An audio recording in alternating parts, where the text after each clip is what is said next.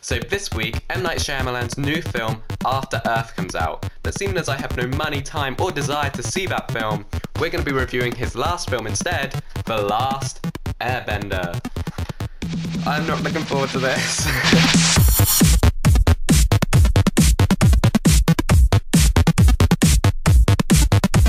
I did not realize how sunburnt I was until I saw myself on camera. So basically, I just want to have a quick disclaimer. I did not spend money to have this film in my possession. I got it like 2 or 3 years ago for Christmas from a family member, and I haven't even watched it because I just heard it was so bad and I just didn't want to put myself through that. But for you guys and this channel, I would do many a thing, and one of those things is watch a crappy film. I shouldn't say it's a crappy film before I've watched it. I'm gonna watch it now. Wish me luck.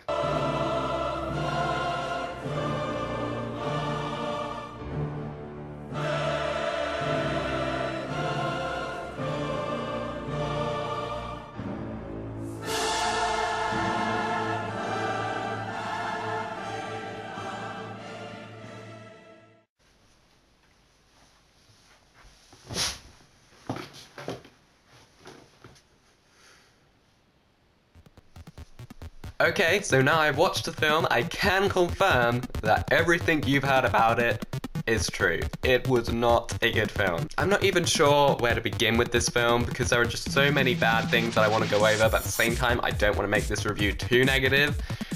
Oh my gosh. Okay, now before we start, I should probably tell you that I'm not a big fan of the Last Airbender comics or anime, so I may not be as offended by this movie as some of you guys are. But I have the common sense today that it's a pretty shitty movie, so don't worry. I'm not going to be giving it a free pass because I haven't seen the original. Okay, so I guess first I should just give you a quick outline of the story. If you haven't seen it, lucky you, but I guess I should just give you a quick briefing of just the beginning of the story so you know what's going on. The Avatar is like this guy who can control all 4 elements. There's fire, earth, water, and air. Most people can only control like 1 element, but this guy can control 4, so he's like the ultimate peacekeeper guy of the world. It was explained poorly.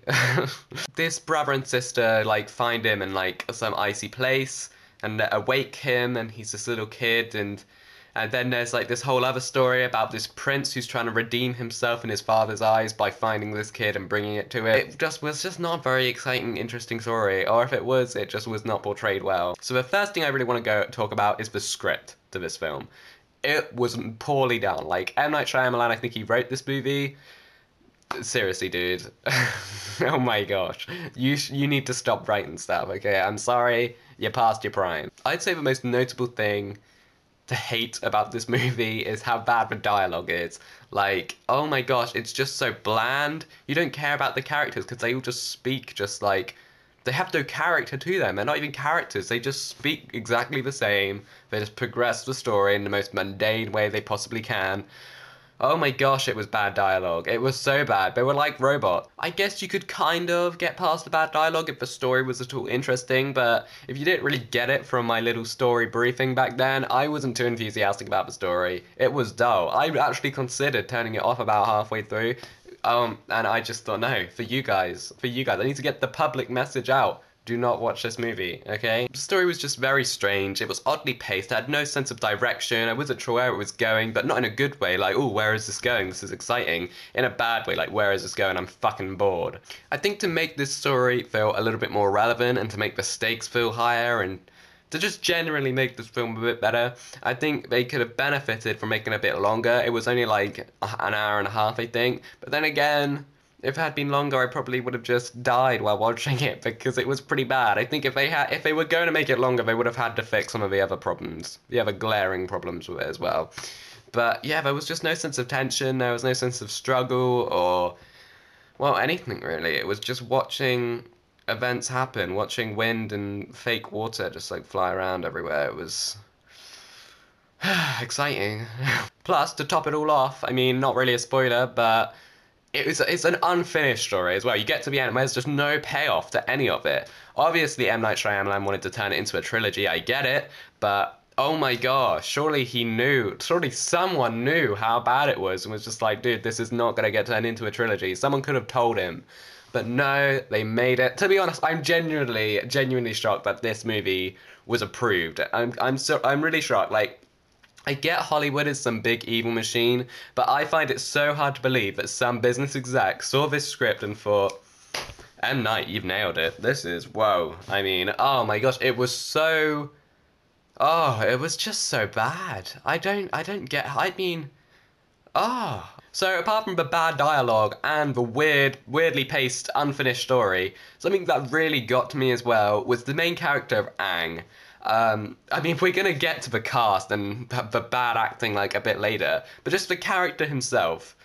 He was so like strangely portrayed because one minute he was like kicking everyone's ass, no one stood a chance, like they were about to take him and he just went, whoa, which one, you know, all that jazz, and like fucking killed everyone. Well, not killed, but you know, what do you expect? It's a PG. Like, he was getting away, he was like being this badass fighter, and then the next minute he just gets kidnapped really easily, and they're just like, he's just like, ooh, ooh, ooh. It's just like, a minute ago you were just kicking everyone's ass, and now you're just letting yourself get captured. It didn't make any sense. It was just like, so wait, are we meant to believe that this is some powerful little 10-year-old, or he's just some like piece of shit, can't do anything? I didn't get it. Like, if you're gonna have a powerful character, then have a powerful character. If you're gonna have a weak character, then have a weak character. But don't have a character who one minute he's like super powerful and just like kicking everyone's ass, then the next minute he's just like, oh, just so weak. One of the worst things about this script as well is that it was very lazy and unimaginative. M. Night Shyamalan didn't come up with any proper, exciting new ways to get his story across. Instead, there was just a lot of really lazy exposition said by the characters. Like, there was a lot of voiceover in this movie by one of, like, the bland girls, and it was just like, oh, we trekked along this place with Aang. And it was just like, she doesn't sound like that. But the point is, it was just really, really dull. And I was just like, couldn't we be seeing this, okay? Can't we be seeing this happening, rather than just, like, seeing, like, some boring landscape shot and then just like you talking into your fucking microphone. It was just, ugh. So maybe for some people, one of the big draws for this movie was the big fighting scenes that, well, they were promised big fighting scenes, but, you know, we're getting into it, whatever. There's a lot of, like, karate bullshit in this thing, and, you know, I'm all for karate. I wanted to do karate growing up, like, I really wanted to do it, but it just wasn't really my thing. I couldn't really get into it. But the point is, karate can be really cool, like, or kung fu or taekwondo or whatever. I don't know, like, they're all the same to me. The point is that it can look really cool on screen when done right, but oh my gosh, it just looked awful. It just looked awful here. I think the worst thing was we didn't get a sense of like how powerful these people are. Like, they're making out that these people are like the most powerful people on earth. They can bend the elements. They're like super powerful, but they just looked kind of like C-list dancers. Like, it was not good. There was one point in the movie where like a pack of like 9 or 10 guys were doing their like dance karate thing, and then the only thing that happened was like this rock, like not even a big rock, like a rock like maybe this size, just like slowly glided across the screen. It's just like, wait, so you choreographed that entire dance to lift up this tiny rock that you could probably have just thrown at them? It was so stupid. One thing I also didn't like is when Aang was doing his whole like flipping around like with his stick and like beating people. I hated how stupid all the like fire guards are.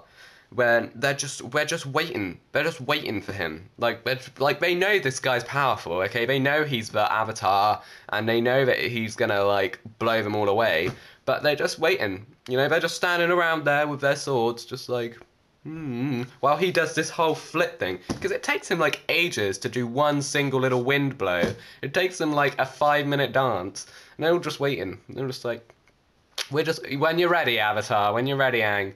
We'll just be standing here waiting to get blown away. Don't worry, we won't try and attack you while you're dancing. That would be so rude. That would just be so disrespectful. You just keep dancing. We'll be waiting, we'll be ready. I think we've got to mention the CGI as well. They spent $150 million on this movie. You wouldn't know it. The CGI's pretty friggin' bad. It looked so incredibly fake. Like, Oh my gosh. I do think that like maybe CGIing up water is probably one of the hardest things to CGI because water is obviously very fluid, it drips and drops around all the time, and it must be hard to animate. I get that. But it's like, well, find a different way of doing it then, or hire like more expensive, better CGI developers or something. It just looked really, really fake, like massively fake. Or just get real water. Like, well, no, that probably wouldn't work. I don't know. I don't know. I don't understand CGI. Just make it better. Just make it better. So I guess we need to talk about the cast. Most of these people aren't very well known, and most of them are quite young. I don't predict huge things for their future, but hey, prove me wrong. The only guy who I knew in this whole cast was Dev Patel, and he plays the bad guy, the king's son who's trying to kidnap Aang and prove himself to his dad. I mean, this guy isn't a bad actor, okay? He was in Slumdog Millionaire. I actually really enjoyed that film. I wasn't expecting to, but I really liked it. And he is a good actor, but oh my gosh, with a script like this and with a film just as all-round awful as this is, I don't blame him for not putting in a good performance. It was just, no one could have. I mean, it was just such a badly thought-out film. I don't blame him, but, still, it makes for a bad performance. He wasn't very impressive here. I feel really bad for the guy who plays Aang. He's this, like... Well, I say little kid, but actually I think he's only like 2 or 3 years younger than me. So, I don't know, I don't want to be too patronizing. He's called Noah Ringer, and I feel so bad for him, because I'll tell you why. He has only been in 2 films, and those 2 films were The Last Airbender and Cowboys and Aliens, both of which were not critically acclaimed, both of which pretty much just flopped at the box office. What a bad start. I feel bad for him, I really do, because I saw him on Conan, and he actually comes across quite good. Like, he seems like he's a nice enough little kid, but... Again, little kid, he's like 2 years younger than me, but whatever. He seems like a nice enough guy, but he's not been lucky with his film choices so far. I kind of feel bad. But, still, I feel bad saying this, but he just wasn't very good in this film. I haven't seen Cowboys and Aliens, maybe he's really good in that, I don't know. But in this film, at least, he was not very good. Then there's also this brother-sister duo. I didn't even know their names. I forgot about them. Like, they weren't attracting me in any way. Like, I wasn't just like, I need to know more about these characters. I just didn't care about them. They were kind of just annoying. They were played by Nicola Peltz and Jackson Rathbone. And, still, I'm kind of sounding like a broken record here, but they just weren't good. They just weren't good. And I tell you what, this Jackson kid... Like, all the way through the film, he just looked so pained. Like, he was just like... And it reminded me of Edward from Twilight. I was just like, this kid's got a Twilight vibe going on. Okay, I wasn't sure if he was trying to imitate Twilight, get the whole pained, shovel-faced twat look, maybe. But then, I went on his IMDb page, and it turns out he's actually in Twilight. He actually is. He plays Jasper, one of the, like, shitty brothers who no one cares about. Oh my gosh, like... my Sixth Sense was working. Oh, M. Night Shyamalan reference. Oh my god, Sixth Sense. Sixth Sense, you get it? I'm just on a roll today. And also, this girl, Nicola Peltz, like, I don't know what she's like outside of this film, but, like... Oh, in this film, she was just so friggin' annoying. Like, she was the stupidest character I think I've seen in film for a long time. Like, she does all these really, really stupid things. Right at the beginning, when Aang's in, like, a big ice block, and they have to break him out. Well, they don't at first. The brother from Twilight is just like, okay, walk away, this doesn't look good. And then, for no reason, he grabs his little, like, boomerang thing, and just, like, starts hitting at the ice. And it's just like, what? Why would you do that? I mean, okay, neither of the characters are particularly smart, but it's like... it's just like, do the complete opposite of what your elders tell you, why not? So the stupidest thing that this girl does, I think, in the whole thing, is Aang is getting surrounded by all these fire guard people, like, they're just circling him, and they're coming in for the kill. Well, they're not going to kill him, but, and basically, God forbid she lets the Avatar, the bender of all these, like, different elements, God forbid that she would just leave him alone to take all these guys out, which he obviously can, because we've seen it, like, 5 times already. No, she runs forward and just pushes this guy, like, pushes this big guy and just like says, "Oh no, leave him alone." It's just like I can't. I'm sure he's got it. Okay, I don't think he needs your help. I just didn't care about any of the characters. Okay, that's the bottom line here. I just didn't care. I did not care about a single one of them. I mean, the film could have ended with all of them dying, and I would have been like, I think I would have been happier, to be honest, if it had ended with all of them dying. I know that sounds kind of sick, but I don't know. They were just annoying. They were annoying characters, and I did not care about them in the slightest. So. I'm kind of bummed out that this review was so negative because I kind of wanted to like this film, you know? I don't know. I wanted this review to not be completely 100% negative, you know? But it just was. It just was. So now we're going to try and think of positive things about The Last Airbender.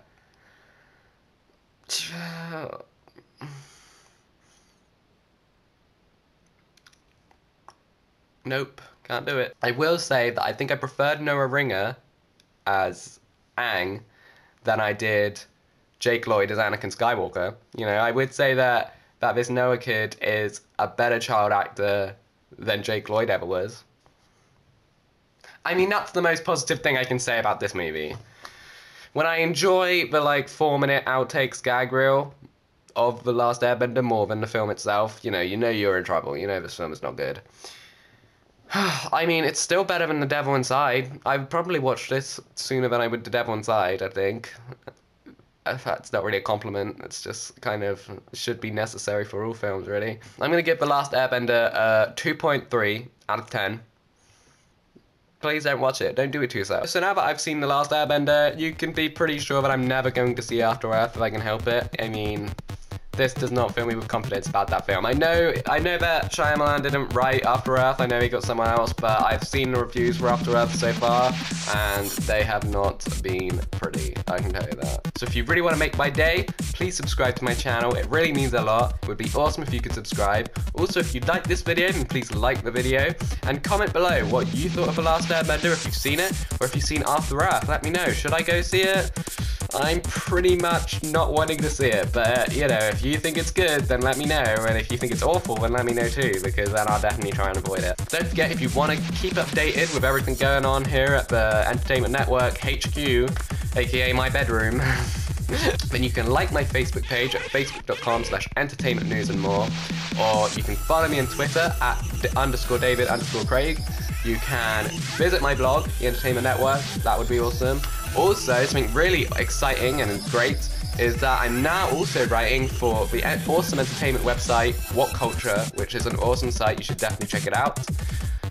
Oh, that's it. That's all my networking out of me. So thanks for watching this. I hope you'll tune in next time. Next week, I'm going to be talking about my most anticipated summer movies of the year. And the week after that, it's probably the biggest review of the summer, Man of Steel. It's going to be great. Don't miss out. Please subscribe. Please like. Please comment. I love you. Bye.